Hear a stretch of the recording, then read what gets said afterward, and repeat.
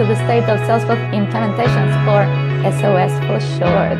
We are going to be chatting with different thought leaders in the Salesforce space and beyond about how Salesforce implementations are going to change over the years and what is now the challenges we face on the current state of affairs. SOS!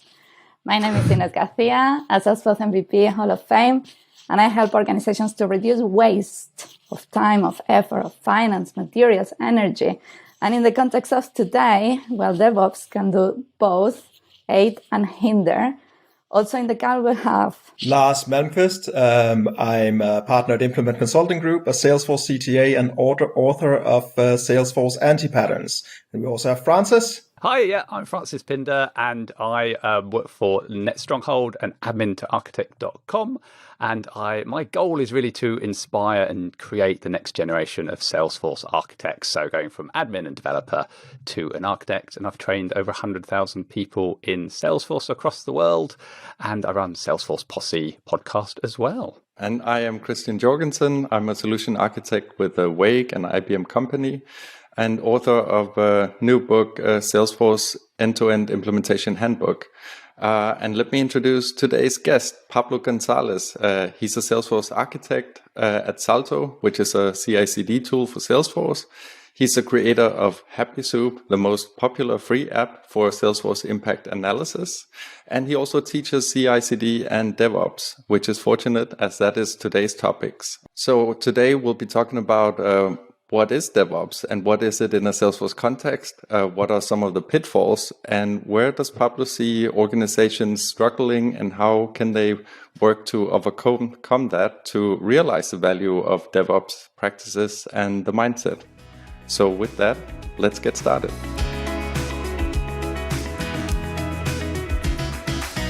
Let me introduce today's guest, Pablo Gonzalez. Pablo is a Salesforce architect at Salto, which is a CI/CD tool for Salesforce. He's the creator of Happy Soup, the most popular free app for Salesforce impact analysis. And he also teaches Salesforce CI/CD and DevOps, which is fortunate as that is also the topic of today's webinar. Pablo, so great to have you here. Could you start by telling us what is DevOps and what are you trying to achieve with DevOps? Yeah, well, first, thanks for having me here. It's great to be here. Believe it or not, that's a tough question because a lot of people will give you different answers on what is DevOps, especially if they sell DevOps software, right? So, at its core, it's basically a set of cultural and technical practices all about enabling the fast flow of features or changes to production. Like that's kind of the one-liner. Now, at its core, it has kind of like the three ways of DevOps. So if you do a bit of research on what DevOps actually is, you'll find that it's based on these three pillars. Where the first one is about enhancing the speed of flow from left to right. How do we get stuff that starts on development to production as fast as possible? So there's a lot of practices to enable that fast flow of features. Then the second way is all about feedback, right? How do you get that feedback continuously about what's happening in your development process, in production? And the third one is about continuous learning, right? How do you keep experimenting and learning from your mistakes? And what a lot of people don't realize is that these are the cultural pillars, and then there are practices, technical practices that sort of support those pillars, right? So if you think of something like continuous integration, which is about giving you feedback on whether your changes are breaking someone else's code, that is part of the second way of DevOps, of enabling continuous feedback. If you think of something like continuous delivery or deployment pipelines about automating releases to production, that supports the first way of DevOps. So that's kind of the gist of what it is. In terms of what I'm trying to do, is I'm more focused on the technical aspects because they're actually quite complicated and they're very hard to learn. So I've been in the ecosystem for 12 years, and 2 years ago, I didn't know anything about DevOps or CI/CD. Like I knew so many things about Salesforce architecture and all that, but if you ask me to set up a CI/CD pipeline right now, I would freeze. I have no idea where to start. I didn't know how do I use Git for that, or what about my sandbox strategy? How is the sandbox strategy different from my Git branching strategy? And there's just so many different questions that are unanswered. So I went through a journey of learning all that, and now I would say I'm decent at it. And so I'm kind of trying to now teach people how to get there to that point where it becomes a non-issue, right? Something that just comes naturally to us. With that, Pablo, so with that knowledge you've been gaining for 2 years, help us to also be decent. What is DevOps in Salesforce context, right? And what makes DevOps in Salesforce context difficult? I would say at its core, it should be the same. I mean, it would be interesting to see if you guys agree, but I don't think that DevOps for Salesforce or for any business application for that matter should be different, because it's still software. It's just the way we deliver software that is a little bit different, right? Like, there's more click, less code, less infrastructure, because Salesforce takes care of that. But the problems that DevOps tries to solve are still 100% relevant to Salesforce, as they are relevant for, AWS or full stack development. So it shouldn't be that different. Now, that said, Salesforce is different. So the technical practices of DevOps are very different in Salesforce, and they're actually very hard. They're harder to achieve or to practice correctly than in traditional full stack development. So why is it hard? It's because basically Salesforce controls a lot of things that we don't control, right? In a traditional, again, CI/CD environment, you would have control of pretty much everything in your release process. In Salesforce, we don't. There's a lot of things that Salesforce does by themselves, which is great for us, but it means we lose control. So we're kind of playing within this box of what Salesforce allows us to do. And so what I have found that is very frustrating is that there's a lot of knowledge out there on DevOps and CI/CD outside of Salesforce.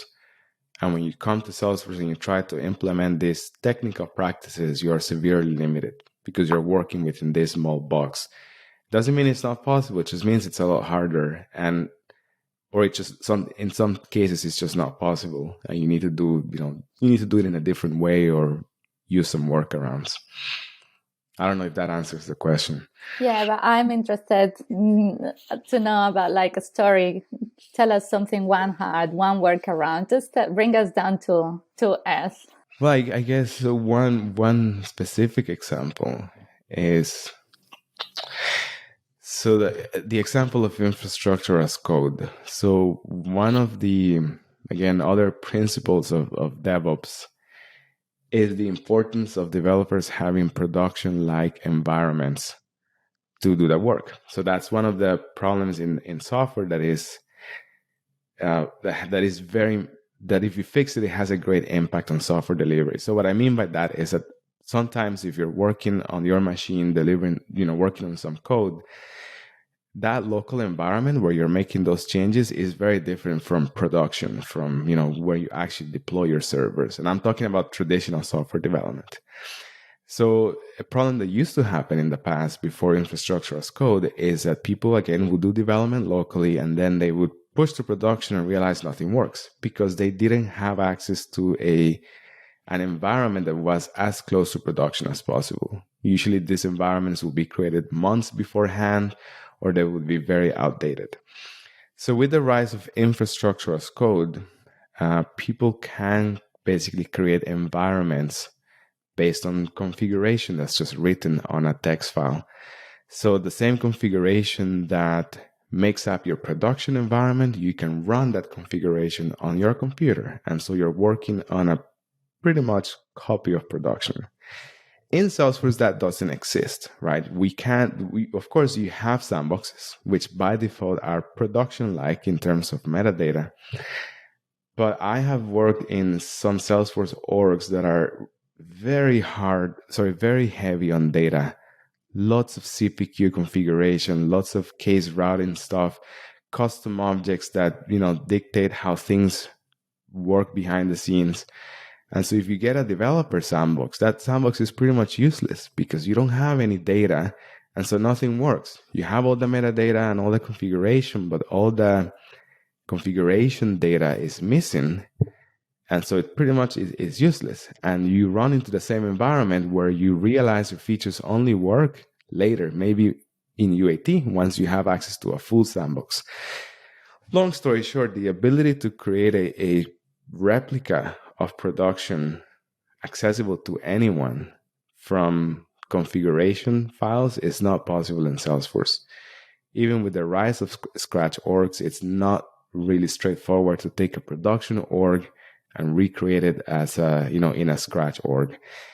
So this is one of the examples where, again, you may read some amazing stuff about what infrastructure as code has done for DevOps outside of Salesforce, and then you come to Salesforce and you're like, well, essentially you're doing data migrations, aren't you? It's record-based config, and it's a data migration around sandboxes just to get your config around.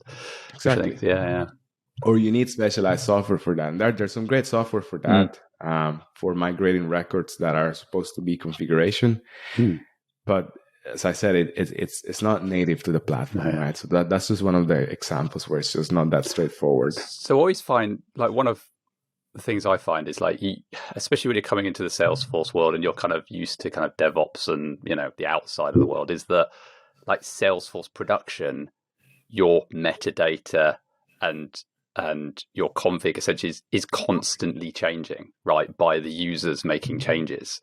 And how do you find that differs from outside, the world, and how do you control that, basically? Because it is a different thing than you get, hey, my code base is here, I push it into production, it does not change, right?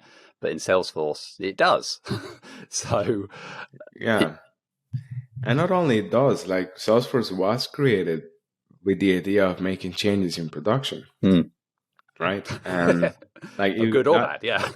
that was the selling point. Yeah. Right now, of course, 10 years later, we realize, okay, it's not a great idea. But initially, that was the selling point. You don't need code, you don't need infrastructure, you don't need deployments. Just log in and make the changes there. And so now we are in this there's this tension between low code and what it enables and DevOps, right? Because we want, a lot of people want to just log into production, and, if it's just a pick list change, why not just do it there? It's literally like a 30-second thing, go to production, change the pick list value, and move on with your life. That's it. Move on to other more important stuff. I'm not advocating for that. I'm saying that mindset is pretty normal because we have a lot of other things to do. But so there is this tension between what low code is supposed to deliver and what DevOps, or some of the practices of DevOps, are asking or requiring us to do. So I find that balance to be pretty hard sometimes. And even, like, users can make, pick list value changes in production, right? So again, that changes your metadata. Like, is it a campaign member status where they can actually introduce values in there as users?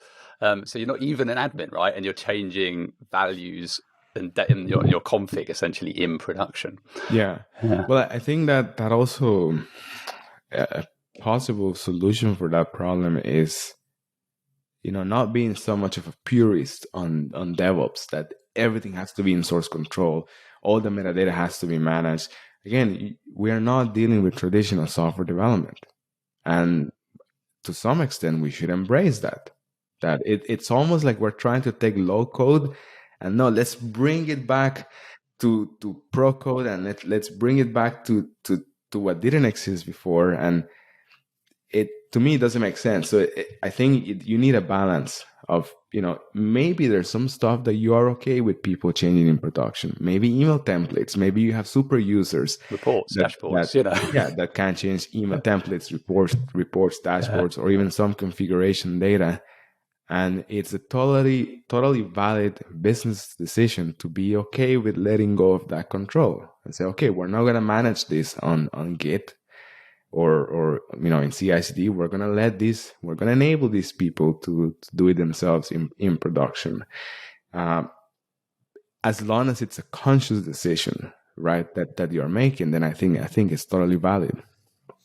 So going back to the configuration data, because that's obviously a big part of most Salesforce implementations, right? As you mentioned, there are a variety of tools that will help you manage that, and some people also advocate managing it as data packages in your Git repository. And I guess in theory, like you can get to a point where you're treating that configuration data pretty close to how you would treat metadata or code. How far do you think you should go in that direction? What's your experience? How well does it work in practice? Well, it depends on how critical that data is. I can give an example that in one of my previous jobs, we had all this. It wasn't really configuration data. It was almost configuration data by accident. So what happened is that, we had a lot of different objects attached to the case object. So you had a project, you had an entitlement process, you had, an old opportunity that was what led that customer to actually buy our product. And all these things were actually evaluated at runtime by Apex to drive some decisions here and there. So it wasn't really configuration data. It's not like, okay, we need this set of data in this state for this to work. It's just that the Apex was heavily reliant on kind of the state of this case record and its, sibling records in order for something to work. So it was very hard for us to reproduce issues if we didn't have all that data set. But that's not configuration data. That is the data for that specific case record. So that, of course, I don't think should be in version control. Then there's the other side where maybe you have something like CPQ, where that data is most likely not that, I forget the word for something that changes constantly. Anyway, there's a word for that, but I forgot. So that data is not supposed to change that often, because it's supposed to be more like, here's a configuration for CPQ. Now, I'm aware that this is an agnostic conversation, so I'm not going to make an advertisement, but I'll just say that in Salto, we also support CPQ data, and we do it in a very, very different way than what you would see out there, because we pretty much treat it like metadata, which is what you're saying. So we allow you to do it on, put it on Git, do comparisons, version control, rollbacks. So we're kind of taking it too far in that sense that, you're asking how much is too much. But we only do that for something like CPQ. We don't advocate that for other accidental configuration data. So why do you say you don't advocate it for other config? Because I don't think that all, as I said, some of it could be accidental or more. And by accidental, I mean that it wasn't a conscious choice that, okay, this set of data values are going to drive this behavior. It's just how the org evolved over time that you added so much customization that then you realize you can't reproduce a simple piece of logic without 10 records configured in a specific way. So that is still data that changes dramatically the runtime behavior and your ability to reproduce issues, but it's not meant to be configuration data. To me, so it's kind of like, separate to this is config data in an object that is like CPQ, which isn't changing in production, versus the kind of middle ground of To me, configuration data, you can define it as data that should have been metadata. Yeah, exactly. But it's not because maybe custom metadata types didn't exist at the time. But for all intents and purposes, it should have been metadata. Yeah. Okay, so as we say, this is an agnostic discussion, but I want to ask one Salto-specific question, if I may, because I know that, as I understand it, right, you've basically translated metadata into a code-based format in Salto, if I understand it correctly. And I'm just curious as to the reasoning behind that, because as you said, like it makes it closer to an infrastructure as code model. However, we can't really get there for Salesforce in any way. So I'm just curious why you made that decision. Yeah. So so a lot of people think I actually own Salto just because I started with Happy Soup, and then Salto has some capabilities as well, similar to Happy Soup. And a lot of people think that it's my company. So it's not. I'm just an employee of Salto. So the founders come from a heavy background on infrastructure as code. So they have founded like 3 different companies in the past. And, I think the previous one was about Oracle and a lot of automation on infrastructure as code. So the challenge they described they had is that they realized in their previous business that managing Salesforce and other business applications was so slow in comparison to their traditional apps. So they came up with this idea that, what if we could enable an infrastructure as code approach for business applications, not just Salesforce. So that's kind of why they decided to create a language that is agnostic. So basically we translate the XML and we translate it to our own language. If we're dealing with Zendesk or Jira, we do the same. So again, sorry guys, not an advertisement, just answering the question. So basically it enables us to have a format that understands the Salesforce metadata. If you think of the XML doesn't know anything about Salesforce metadata. If you try to merge 2 flows in Git using XML, good luck, because the Git just has no idea about the semantics of, it's just text. It could be a text file, could be a JSON, could be XML. Because we have that own language, then we kind of understand the semantics. And again, that's kind of the infrastructure as code approach, that you have infrastructure as a text or code, and you can rebuild the application off of that. And obviously the benefit of that, because you're kind of standardizing it down, that any kind of business platform, because obviously we're just talking about Salesforce here, but if you wanted to completely create that infrastructure, you could have, SSO, other integrations. You want to build that whole stack, then you've got a kind of a uniformed way, I suppose, if you're supporting that is basically our value proposition. Yeah. Like if you use Zendesk, NetSuite, Jira, and Salesforce, and what happens sometimes is the Zendesk or NetSuite team will be like, we want to do what the Salesforce guys are doing. How come they are so fast? How can they deliver so fast? And it's because Salesforce provides us, a lot of sort of DevOps out of the box with DevOps Center and Salesforce DX and all that. So basically what the value proposition of Salto is, we can bring that experience to other business applications by standardizing the way they do things. So it's one software, one bill for the entire business stack. But I'd say let's move on before I'm told that I'm doing an advertisement for Salto. So I noticed that the Gear Set State of Salesforce report came out here very recently for 2023. And if you add up the numbers, then 98% of Salesforce teams in their survey are either already adopting DevOps or they are planning to adopt DevOps very soon. So that kind of means you've got, that's a huge change from a couple of years ago, but it means that basically the entire Salesforce ecosystem are now adopting these practices in one way or another. I guess the question I have is, everybody gets started somewhere, but,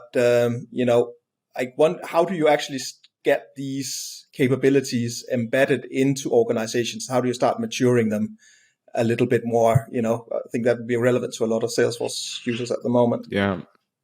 I think, again, it's hard because DevOps is so much, right? And especially if you look at some of the vendors, they'll offer a lot of different solutions for DevOps, right? So they'll have CI/CD, deployments. Now there's backup, disaster recovery, data backup as well, sandbox seeding. So there's kind of all this umbrella, all these solutions.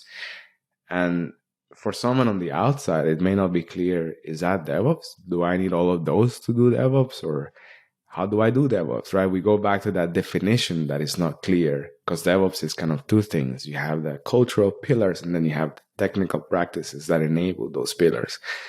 So it's hard. How do you get started? I would say that the very first thing, because it's pretty much at the core of most of the technical practices, is figuring out how to use Git. And not personally as a developer, but as an organization. How do you put your Salesforce metadata in version control? And that can be as simple as using Git as a backup. Like if you don't know anything, you can just use Git as a backup, where maybe after every sprint, you somehow take that, that metadata that you deployed to production and just put it on Git, just to keep an audit of the things that you have been deploying over time. It doesn't have to be a full CI/CD or Git-based workflow. Just something like that to get your team kind of, familiarized with the Salesforce metadata, dealing with the XML, seeing how with Git you can see the changes over time. And, as you mature in that, then you realize that a backup is a pretty poor man's process. And you start naturally kind of realizing that, maybe there's a better way to use Git. And you could then start working towards a Git-based deployment or Git-based workflow. But that's only on the technical side. On the cultural side of things, I actually don't know. I think Francis may have a better answer, because I know, Francis, I've seen some of your videos, and I know you advocate a lot for the more cultural practices of DevOps. So if a company were to ask me, how do I get started in DevOps? From a cultural point of view, I think I can give a few pointers, but I'm not sure that I would have a complete plan. So I think Francis may have more information on that. I don't think. Well, I think putting me on the spot now, right? But yeah, I think it's one of those things where I always find like DevOps is that, you can kind of get it at one level where people understand the value of it at kind of a dev level, right? Almost, because you can see the repeatable issues you're having, lots of, work in progress that's building up and trying to get back to what you did 3 weeks ago because there's an issue with it. So I kind of find that level is almost like they kind of understand the need for it. But then as you go further up, why do you want to invest? I think it kind of comes back to what's the value of DevOps, yeah? And it's a bit hidden, I suppose, to business, and because they've got this team that just does Salesforce work, and maybe they don't even know the size of the team, right? They do stuff, but they don't realize that the release may take like 3 days to get stuff into production due to manual checklists and things like that. So I think it's kind of shifting to that value of measuring and understanding, okay, what are we doing right now? And seeing, well, actually, when I worked in one company, we had I think it was like 12 or 15 people signing off a release. And that cultural thing of why are they signing them off, right? Why do 15 people need to sign off this release? And one of them was like essentially the CEO of a business unit. And I remember going off and asking him, why are you signing off? And he's like, I have no idea. I usually see if you've signed it off, I just sign it off anyway, because if you've said it, then it must be good, right? So okay, yeah. He's off the list. And then just kind of on the kind of the back business side, reducing, looking at where those kind of long-ended things are happening and why things are taking so long, and then showing the benefit of reducing that time, as you said right at the beginning, shifting testing to the left and shifting everything to the left, and actually measuring, look, now we can do releases every week rather than every 3 months, and we can deliver value quicker, and the business sees that, and everybody starts to kind of come on board with the journey, I think. Yeah, no, that's true. And now that you mentioned that, it reminded me of something that I read recently, that kind of the one-liner of DevOps is releasing software or value faster. That's it. How can you get that value as quick as possible into production? Because I think they have shown that is super correlated to, how much you can succeed in the market, right? If you're a company that can deliver software faster to your customers, that impacts a lot your success in that market. At a good quality. Yeah, I would add. Yeah, I mean, But and also essentially you're it's kind of that. learning, aren't you? You're learning from it as well because you're kind of releasing quicker because nobody knows how things are going to hit, right? Or work or not work. Yeah, that's it. And I think it works in other layers, right? It's like how quickly you go to market with ideas, and then how quickly you can turn the ideas into fully fledged products. Because unless you throw it in the market and see how it behaves, you can't make a conscious decision of, I'm going to persevere or am I going to pivot? And Pablo, you touched before about cycle time, right? How quickly we move from development into prod. But we also need to think about the lead time, right? It takes us 18 months of forecasting to make decisions. It doesn't help us to get there faster. And faster and safer. I think part of DevOps is also how do we get there, but we do it in a way that is safer. It's not just the frequency of deployment. Yeah. In a sustainable way, right? Without breaking production. The idea is not to break production every 2 days by deploying every 2 days, right? Yeah, every hour is broken. But, as a team, you can measure these things: your cycle time, your deployment frequency, your change fail, how many times something goes off, and then you mean to restore that feedback. Are we becoming better at what we do? Right? How quickly we can get back up and running, because things will go south every now and then. And that's, to be expected, I suppose. Yeah, but that is true. So I also worked in an organization that also had a very long approval process. And honestly, it was just nonsense. Like it doesn't make any sense. And the people reviewing, like you said, Francis, had no idea about the change. And it would be like this board, kind of meeting with all these very important, VPs and CIOs. And like all the individual teams of different business applications would list the changes that they wanted to deploy to production. And like no one, like I was listening there to the guys of Jira saying we're going to do this, and the guys from Oracle. And many times it's like, why am I in this meeting, right? And the people saying, okay, yeah, we approve, have no idea about the changes you're making, have no idea about the quality of those changes. And it's kind of a culture of fear, right? That, we're afraid of pushing stuff to production. And there is an element of... Is it also the cultural change, though? Because you kind of come from a waterfall, especially if DevOps is including Agile, right? And that waterfall process is, well, at the end of that 2-year project, we have a big sign-off to put it into production, right? And is that where it's come from, maybe? I don't know. And therefore, this kind of moving to Agile, you've still got this business change of signing off, and it's kind of conflicting with wanting to push changes out at a good quality that are safe. It could be that. It could also be the way that, this is the way we've always done it. Yeah. Right. Sometimes people don't even challenge something. It's just the way it's been done. And I joined the company and that's how it's done. And everyone keeps doing it and nobody ever challenges it.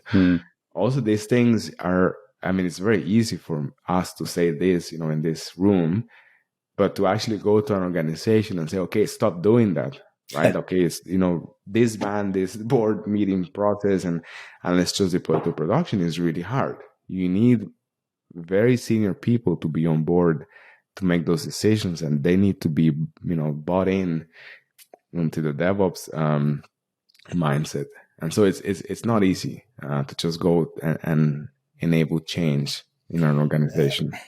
And obviously, a lot of the time they have these processes because something went wrong in the past, right? So there has been an issue where you released something on the ERP and it broke 10 other systems because the data model is now not the same, right? And those kinds of breaking issues can happen in complex organizations. So, it's like the response to that is often this big release process with a formal board where everybody then needs to coordinate, because then we're sure that everybody at least has put their head on the line. But on the block. On the block, but then you end up not being able to, you end up with a huge backlog of stuff that then can never be released because there's only this weeding every 3 months, right? or you need to wait for when there's a hole in the ERP schedule to do an upgrade or whatever you face. And I think that this is when things start to get complicated. And, if we say, okay, then let's get rid of this process and let's be more agile, let's deploy at least every week or multiple times a week. As you said, Ines, and we said earlier, the idea is not to break production every 2 days. So if you're going to deploy every 2 days, then you need also a bunch of other stuff if it goes wrong, how do you fix it? So you need telemetry, you need good logging, you need automation of, bugs in production or alerts of inconsistent behavior. You need the ability to roll back to a previous known good state, right? If you're using Git or something, you could roll back the feature that broke the chain, that broke production, etc. So in principle, it's very easy to say, yeah, let's do this faster, but to do it sustainable, the unfortunate reality is that you do need a lot of technical foundation to do it properly. And that's kind of when it starts to get a little bit more complicated, that it's not just using Git, it's not just deploying faster, it's having the correct technical infrastructure to be able to do it correctly and safely. So how do you measure the success of a kind of DevOps initiative? Like, what metrics do you suggest tracking, or how do you know if you're doing well, I suppose, and moving down the track? Yeah, that's an interesting question. And I had a conversation with, Melissa Shepard. She's a CTA. I had a conversation with her on this a few weeks ago. I think she's working on a kind of framework to see how we can measure this. I'd say the most important thing is time to production, right? How long did it take for something from the idea to go to production? There are some metrics there, like the DORA metrics from, is it Google, or I can't remember who owns them today. But there are some like DevOps metrics of, like lead time or deployment frequency and all that. If you think of deployment frequency, I don't know that that's really something that you should measure, because deployment frequency doesn't necessarily speak of deploying value frequently. You could be deploying stuff that is not necessarily the right thing. You could be deploying useless features. If you don't have a proper business analyst in your team, you could be deploying garbage, features that don't really enable value, just stuff that just death by backlog. Yeah, just noise, just basically noise that you're adding into production. Like, okay, add a new pick list value or create this new validation rule without proper understanding if that's really what the business needs to succeed. So I don't think that metric in isolation can be a good indicator. I think the best thing is, or the bottom line is time to production, right? If before implementing a DevOps process, a user story took, let's say, 1 month to get to production, then how much does it take now, right? And if it's longer, then obviously there's something is wrong. Ideally, that should be shorter. Personally, I think that's kind of the most important thing. So where do you measure that start? Because I've kind of bounced backwards and forwards on this from, like you said, like idea, but then also if it's not, loads of people could have ideas and just chuck stuff in the backlog, right? Yeah. And then there's also the point of when we decide that has value and it's worth doing now, and it's kind of selected for work. Yeah, so I guess I can correct myself, because I understand what you're saying, right? Yeah. Like you could have good ideas in the backlog for a good reason. Having stuff in the backlog is not an indication of not being agile. There is prioritization. You can totally decide that this set of features are not important right now for this quarter. We're going to focus on this. So they're on the backlog. And that doesn't mean anything. It doesn't mean that you're not being agile or anything. It just means that's how you prioritized. So you're right that if we were to measure from that point, then it's going to be very skewed. I would say from the moment we decide that, okay, this is going to enter Like, let me give an example. So in one of my previous jobs, we would put stuff in the backlog on a sprint, right? We would do like kind of like the backlog grooming, and then, okay, this user story is going to be delivered in this sprint, and that almost never happened. A lot of features would, run over and end up like 2 sprints later. We had to just keep dragging the Jira card to the next sprint because of a lot of issues. Again, like the testing was wrong, or I didn't have a production-like environment, so it worked in my sandbox, but it doesn't work in UAT because the data is different. And so then it would take just a long time from the moment we decided, let's get this in the sprint, to actually be in production delivering value. It would take time. So I think if you can measure that, potentially that's where you can see if your DevOps process is working. So do you advocate for, like, because obviously that's kind of a build up of work in progress, right? WIP. So in the Salesforce world, do you advocate for like making sure that you've only got a certain amount of WIP going through DevOps? Like, I know some people like limit it to, even a couple of concurrent stories happening. I don't know that I would necessarily advocate for that. It's not always possible. You have large teams where you have, different streams of work. You have a team dedicated to CPQ, another one for Service Cloud, another one for Financial Force, all within the same company. And you cannot ask them, you can't just say, okay, we're going to have maximum 5 stories per sprint to limit work in progress, because there's all these business units that need those features in production. So I don't know that I would advocate for that. I know that's one of the principles of DevOps, right? To limit work in progress.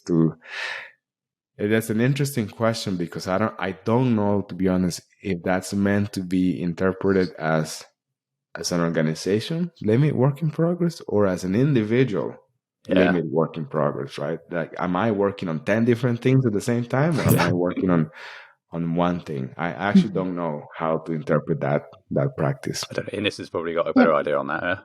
Yeah, from my perspective, I think it looks at team-wise, right? So you just mentioned a few different teams. As a team, can we favor finishing over starting?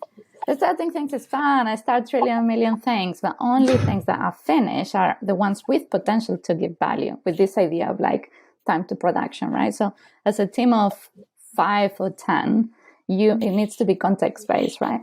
How many things were we going to force us to stop starting things and swarm and have things through the other end, so it's finished? I think it's the idea behind as a solution to the problem, right? Of starting way too many things, and your brain can only cope with so many at once. Individual level, but team level, because we don't work in isolation and we can help each other. Yeah, and that's true. Many times I would see this where everyone is working on different features, which is pretty normal. But then those features, again, would have issues with QA or stuff like that. And then a bunch of those end up going on the next sprint. And it does make me wonder if we had focused on just 2 features and had the whole team kind of collaborate on those 2 features, maybe we could have gotten two valuable ones to production faster than just working on a lot of different things at the same time. So that's good food for thought. Yeah, that's interesting. So what would you say are some of the common challenges that you see for organizations starting out? Let's say come from a traditional waterfall approach or hybrid agile for their greenfield implementation, and then now they're in a place where they're like, oh, actually we do see deployment times taking long, and it's eating into the team's morale and capacity for delivering new stuff. What are the challenges they typically encounter when starting the DevOps journey? Personally, what I've seen is that the technical implementation is hard, right? So you have 2 options. Either you go kind of the easier route, which is you buy the service or the product of a DevOps vendor like Salto, GearSet, Copado, blue canvas, etc. Right? And these products can do a lot of stuff for you, right? They abstract a lot of complexity for you, and they're great at that. And then there's the other route where you maybe don't have that budget, or you have a decent technical team that, you know, they can put together themselves a CI/CD pipeline using GitHub Actions or Azure DevOps or something like that. And that's kind of my realm. Like, that's kind of all the stuff that I talk about on LinkedIn and social media, is how do you do it yourself? Not because I'm saying you shouldn't buy the product from my employer, but because I think you should know both. I think if you understand how these things work at a more foundational or raw level, you can get a better investment from buying a product that does those things for you. Because then you can ask the right questions. You can ask, do you support this? Do you support that? Right? If you don't understand the foundation, then it's hard to know what you're buying.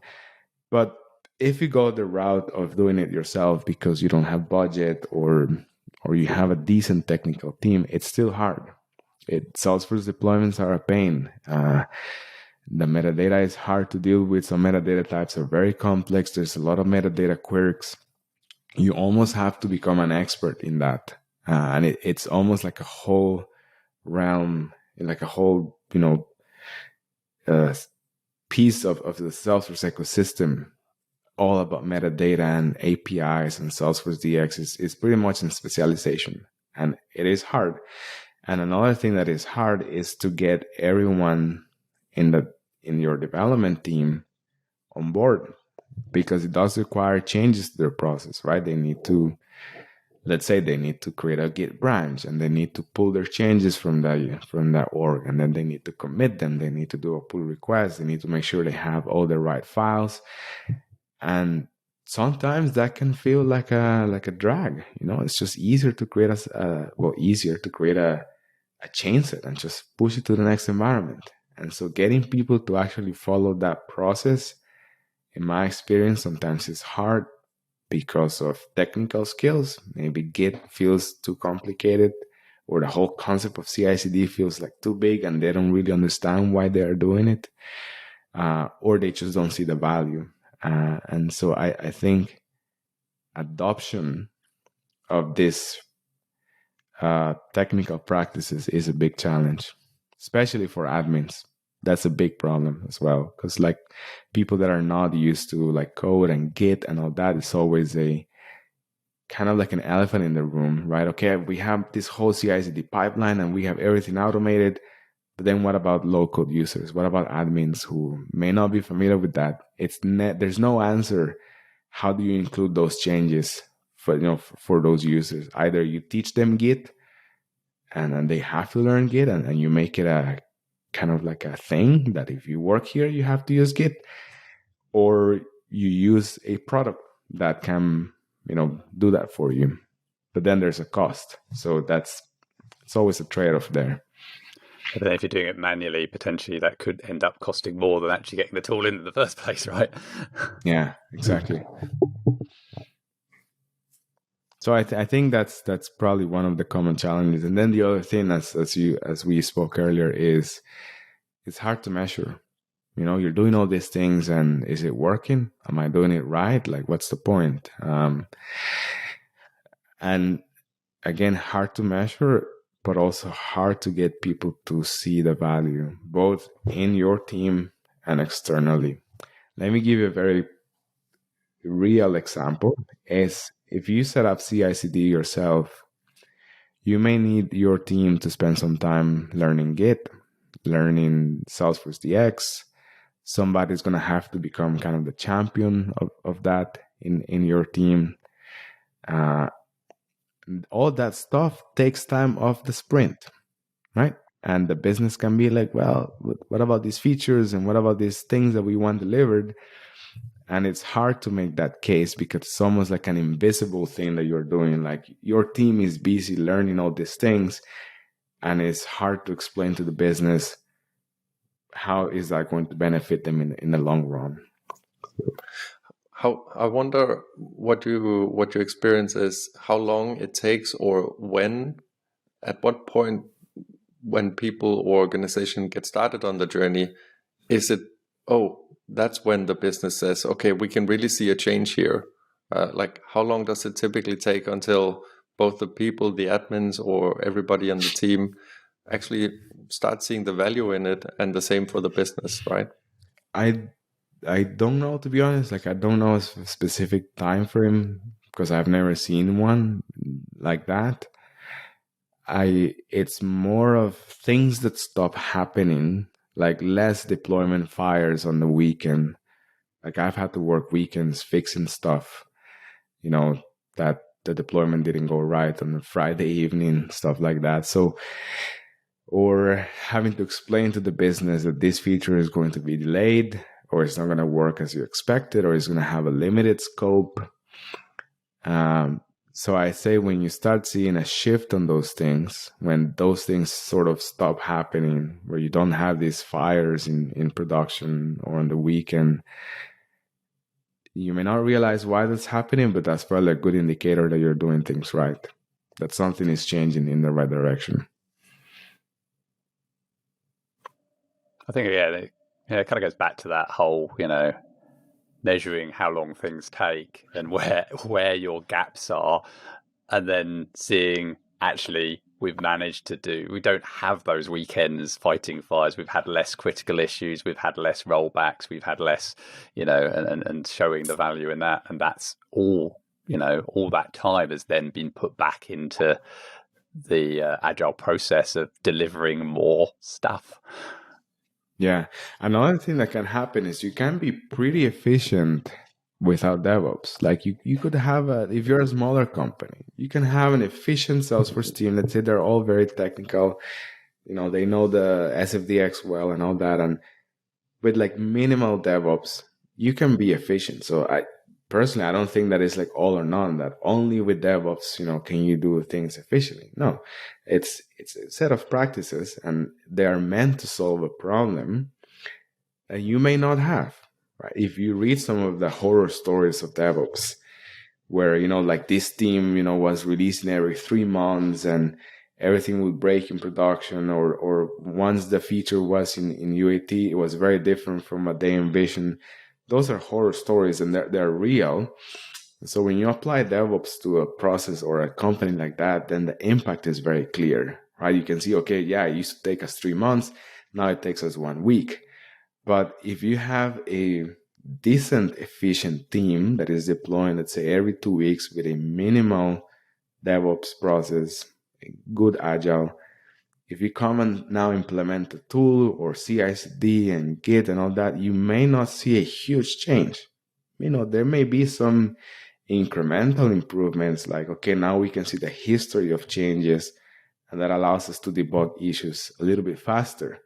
Maybe it used to take 4 hours, now it takes 2, right? But we're not talking about this grand, from 3 months, 2 weeks progress. It could be just incremental stuff, and you may not really notice a big change. And I'm speaking for smaller teams, right? So that's something to keep in mind as well. So if a company's starting out with DevOps, where I know we talked a lot about Git, is that like the first place to start in that journey? Or I'm just thinking like, there's code analysis tools, there's SecOps, there's actual, where do you start basically to start that kind of? Yeah. I guess it also depends on why you're even starting, right?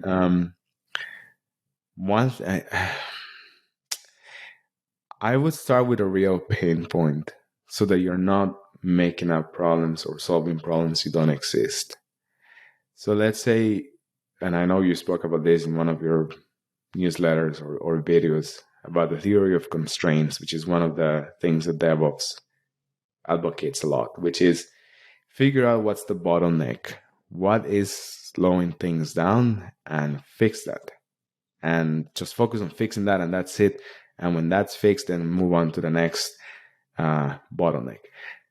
So I would recommend starting with that. There has to be some bottleneck in or if the organization has some bottleneck, I would aim at fixing that. And you may realize that it can be fixed by some DevOps practices, not all. Maybe it's static code analysis. Maybe your bottleneck is that, let's say, code review takes way too long because, everyone is coding in their own way and you need some standardized way of coding. So maybe the answer for you to start is, okay, implement some static code analysis, some, better coding standards and things like that. And that doesn't require Git or anything like that. But you're solving a real problem that you are experiencing right now, right? If you're having that problem and you go, okay, let's implement Git, that's not going to solve that problem. And so you're just creating work for nothing, right? Just to follow a DevOps process.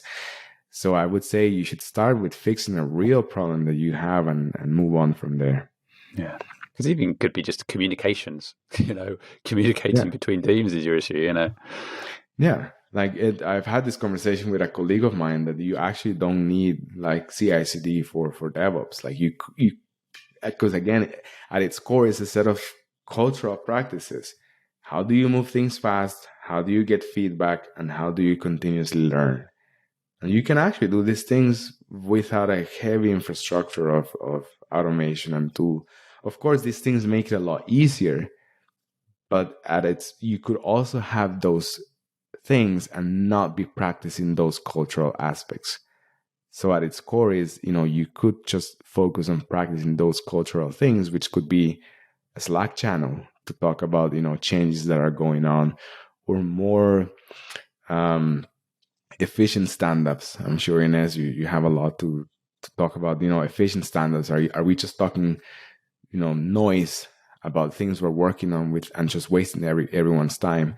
So you could do DevOps without doing any technical implementation and still get value from that.